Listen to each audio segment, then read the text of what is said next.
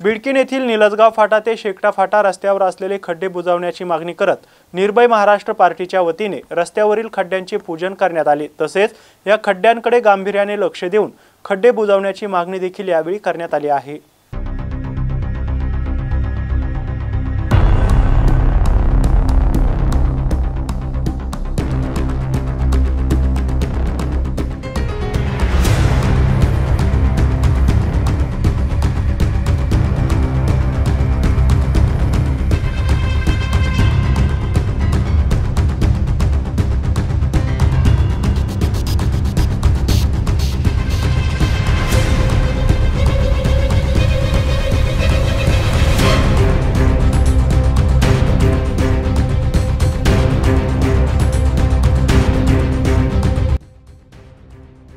मागील काही महिन्यांपासून जलवाहिनीच्या कामाला सुरुवात झाली असून जलवाहिनीचे काम मोठ्या कासव गतीने सुरू आहे। बिडकीन पैठण छत्रपती संभाजीनगर या रस्त्यावर जलवाहिनीच्या कामामुळे रस्त्याची चाळणी झाली असून मोठमोठे खड्डे तयार झाले आहेत। या खड्ड्यात मोठ्या प्रमाणात चिखल झाला असल्याने वाहनधारकांना आपला जीव मुठीत धरून ये-जा करावी लागत आहे। मागील 3 दिवसांपासून निर्भय महाराष्ट्र पार्टीच्या वतीने खड्ड्यात जाऊन कंत्राटदार आणि महानगरपालिका यांना हा प्रकार दाखवण्याचा प्रयत्न केला होता। मात्र मुजोर कंत्राटदाराच्या वतीने रस्त्यावर झालेल्या खड्ड्यात मुरुम आणि माती एकत्र करून तात्पुरती मलमपट्टी केल्याचा प्रकार उघडकीस आला। त्यानंतर या खड्ड्यात 2 दुचाकी आणि 4 चाकी वाहने अडकलेल्या स्थितीत नागरिकांच्या वतीने बाहेर काढण्यात आली असल्याचं चित्र दिसून आलं।